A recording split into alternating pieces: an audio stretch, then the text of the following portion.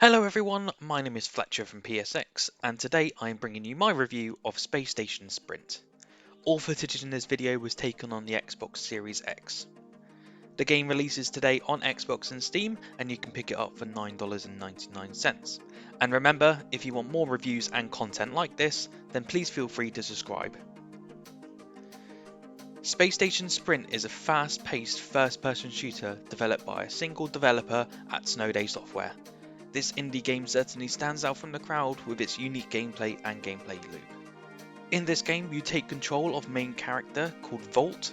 Your tiny home planet intercepted communications of an unknown alien species and learned of their plans to invade your planet. As Volt, you must travel the galaxy to the scattered enemy space stations to gather intel and sabotage the enemy plans, while your home planet is preparing themselves to defend against this hostile alien species. The gameplay is the most important factor for this game, and it is not much of a visual spectacle. The main premise of this game is that you have to enter each space station, complete the main mission which is gathering intel, and then escape via the escape door that you entered from. It sounds like a fairly basic game in that respect, however the developer has put their own twist and unique aspect on the gameplay. First of all, you are given a very short timer to complete each mission, meaning you will find yourself blasting through each of the maps at critical speed to locate and complete the task while shooting hordes of enemies with your rifle, grenade and shockwave. If you do not get back to the escape in time, then you ultimately have to start the mission again. Many times I would fail a mission by a fraction of a second, but going back and try to complete faster was a welcome experience. Through each of the missions there are upgrades, time bonuses, collectibles and secrets to be found. With upgrades it's a simple pickup of a datapad and it will give you faster sprint speed or quicker reload speed, for example. There are many of these types of collectibles throughout each level, so when you finish the main mission you'll want to go back and find each of the additional unlockables. Unfortunately, during my time with Space Station Sprint I did come across a few gripes and bugs.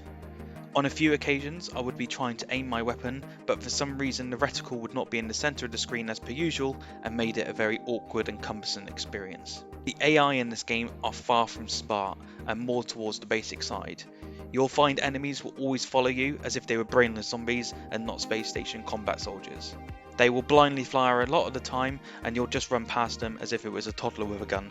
What frustrated me was that when you go through a door and it closes, the enemies will be standing on the opposite side until you come back out again. This meant they would get stuck and I would have to slow down and kill a mound of enemies blocking the doorway before I could go back. As mentioned, the game is not winning any awards in the graphical department and sometimes it felt bland and boring to go through the same grey corridors over and over again. Yes, they can vary in some design, but these grey walls do get cumbersome when you've been playing the game for quite a while. I do wish there was a bit more to the overall gameplay, maybe a scoreboard so you can try and beat your friends, or ultimately maybe a multiplayer or co-op experience would have been a great addition, as it would certainly give that extra replayability and a fun aspect to the already chaotic and frantic sprints.